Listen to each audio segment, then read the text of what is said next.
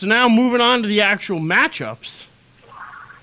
What do you think? I mean, I know you originally had picked the Wings, so we're going to throw that out the window. But what do you think of this Kings-Blackhawks series, and what do the Kings have to do to overcome the Blackhawks, really? What do they have to do to frustrate them and keep them down? I know that I know the Kings went 7 with San Jose, but I want to say that the 7-game series between Detroit and Chicago took a little bit more of a physical toll on Chicago than that 7-game series between LA and San Jose took on LA.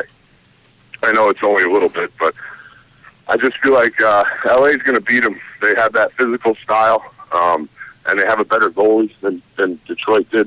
You know, Jonathan Quick, when the playoffs comes around, the guy just gets in the zone, and he's very hard to beat. Such a monster. And I think that LA is going to be able to slow him down.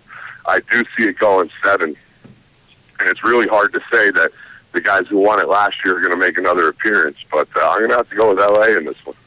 So you like the Kings? See, personally, I like the Blackhawks. I've liked the Blackhawks really all year long. I think they're just tough, gritty team. They got some stars. They know how to play well together. They've been here before, and I know the Kings were just here last year, so really you have a matchup of two teams. I mean, it's the same in the East as well, but two teams that have been this far before. They both know what it feels like, and I think home ice might come into play a little bit. That's the one thing that the Blackhawks have in their favor. Well, that's what I was going to bring up, because the Kings are 1-5 in the on the road so far this postseason, and with Chicago having the home ice, the Kings are going to have to win one in Chicago, and that's going to be really hard to do. And then they're going to have to win every game at home. They're going to have to go 3-0 at home as well. So, I mean, it is tough both ways. I like the Kings. I like the Blackhawks. I like the Blackhawks actually in 7. So now, Fife, do me a favor with this series. So, I mean, you got Jonathan Quick in goal for the Kings. Everybody knows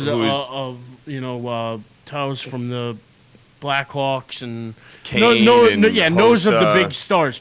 Can you give us somebody to look out for that isn't necessarily somebody that we would already know? It could be Blackhawks or Kings or one from matter. each team, whatever you want to do for us. I'm just curious to hear a name that I don't know. Well, I mean, it's a name you know, but I think this guy's going to be the biggest difference maker in the series, and that's Dustin Brown from the Kings. Just because, and everybody knows who he is, and it's hard to come up with a name that you don't know that's going to make the difference, especially with these two teams. But I just think that Dustin Brown is going to be the big difference maker in the series. Okay, and hence why you're favoring the Kings. Now, I am sort of torn with who I like in this series. I'm not going to lie. I think the Blackhawks have been sort of riding hot all year long. Oh, and I didn't believe in the Kings until recently. Well, yeah, because you had Detroit beating them in Game 7. I mean, I didn't believe in the Kings through the season. They started coming on mid-season towards the end of the year, but I just didn't have the faith that they were going to be able to come together again and do it again. And I mean, they look good. Yeah, and Jonathan Quick, like you said, the playoff star, and he turns into a monster. He really does. His style is unorthodox. The way he plays, it's a little different, but it works. So you can't really fault the guy. Yeah, and Chicago took the season series 2-1, outscoring the Kings 12-9 in the 3 games. But let's be honest, playoff hockey is definitely different than regular season. So I feel like you can almost throw that right out the window. The keys for both teams, I mean, the key for Chicago is going to be able to utilize their speed and talent. And the key for LA is going to be able to slow that down. And that's basically, LA is going to want to take it and slow the pace of the game down, and Chicago is going to want to move it along. So, I mean, that's going to be the key for both teams. Yeah, I mean, whoever can set the pace. All right, so you like the Kings. How many games? You like the Kings 7. In 7? And you Yes, like the... I like the Blackhawks in 7. And I like the Blackhawks in 7, but without a doubt, this may be the most torn I've ever been picking a playoff series. Because I really do like this Kings team. I'm a fan of them. Now, moving over to the other series.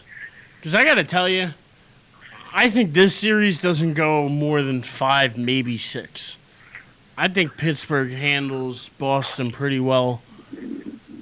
I don't know. What do you think, Fife? I just think that Pittsburgh's got too many stars who have, one, been there before, and two, they got some other stars that haven't and are still hungry for a cup. So I really like this Penguins team and what they're doing. I don't know about you. Well, this to me is the one where, like you mentioned, the home ice for Chicago is going to be huge. This to me, I think the difference maker is going to be the home ice. I see this one going 7 as well. And it's got not much, I just think that Boston has the right guys in place to be able to shut down the Stars from Pittsburgh. But I think that the atmosphere in Boston is crazy. They play for their fans. They play hard for their fans. And when their fans are into a game, they come back. They do things. They come back from 4-1 in the third period. They just play solid hockey. And on top of that, when they're at home, they play with a whole new level of energy. So I actually think that this series is going to be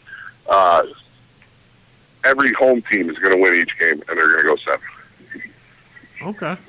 Yeah, it's funny because the one thing that I feel like this is your stereotypical matchup of offense versus defense. And the one question that I even wrote it down because I wanted to make sure I asked you this one. Do you think the Bruins' young defensemen and Torrey Krug and Matt Bartkowski will be able to handle the pressure that the Penguins' offense can put on? Because when I was reading an article last night, and apparently what Boston's trying to do is because they feel like those two guys are their best defensemen, but with the lack of experience, they've been mixing and matching. Not putting them together and instead separating them and putting them with more veteran guys to sort of help with the communication and all that kind of stuff. But do you think those two guys, do you think that they can handle what Pittsburgh's going to bring towards them?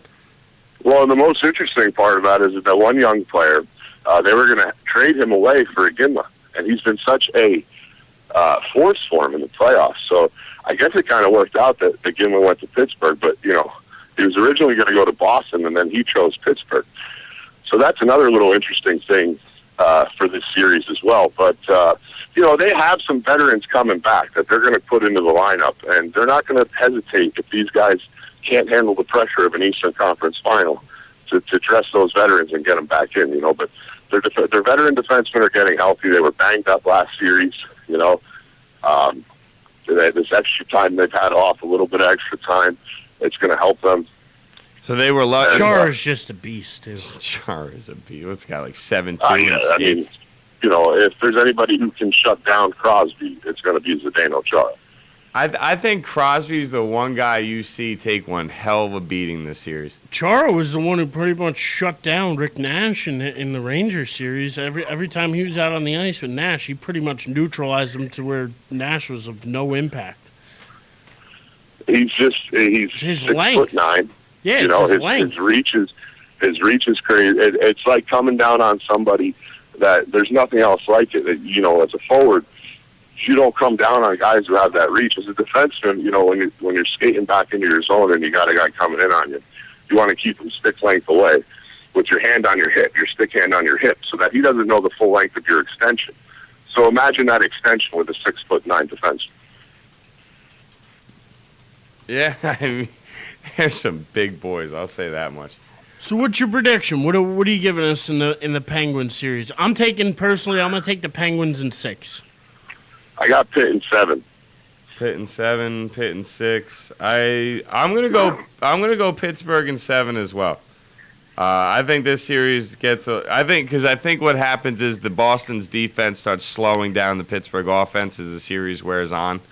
And I think that's what forces it to go 7 games. Now, Fife, did you hear what they're doing at Pittsburgh bars? I did not.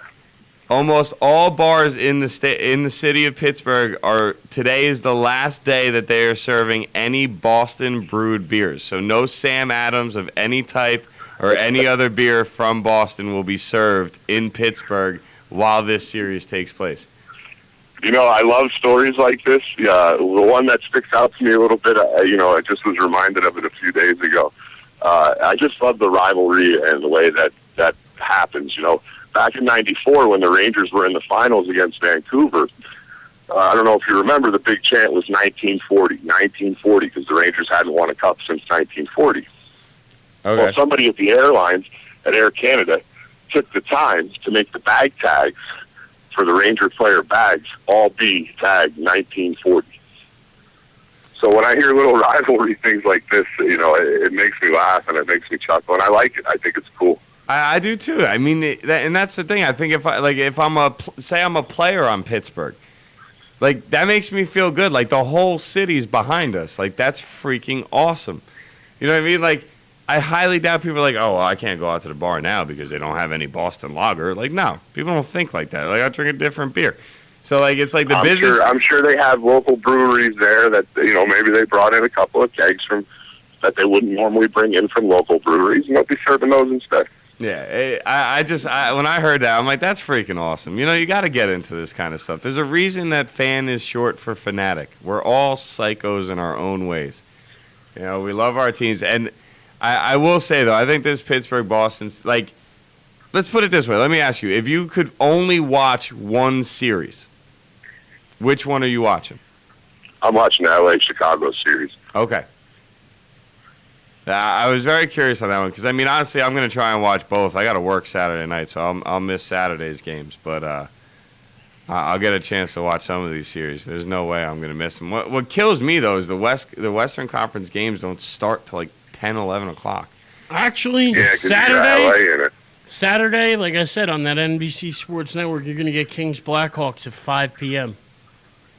Yeah, when the Blackhawks are home, you'll get earlier games. But when the Kings are home, during a weeknight, you're going to get your 10 o'clock start times, or even 9 o'clock. I think I've seen from them as well. So, yeah. Well, thanks a lot, Fife, for giving us a call, giving us your predictions, and your hockey knowledge is, of course, one that we both think very highly of. So, want to thank you. I appreciate that, especially when I'm as wrong as I was about the Detroit Red Wings.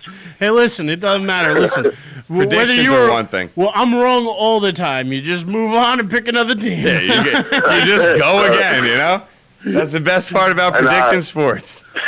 Well, to me, with Detroit out, Pittsburgh is a lock now. They're going to win the Cup. That's what I think. I got Pittsburgh winning the Cup as well. Yeah. Well, we've had Pittsburgh, Chicago since these playoffs started. I've had it since the playoffs. But I felt all year long they were the two strongest teams all year long. So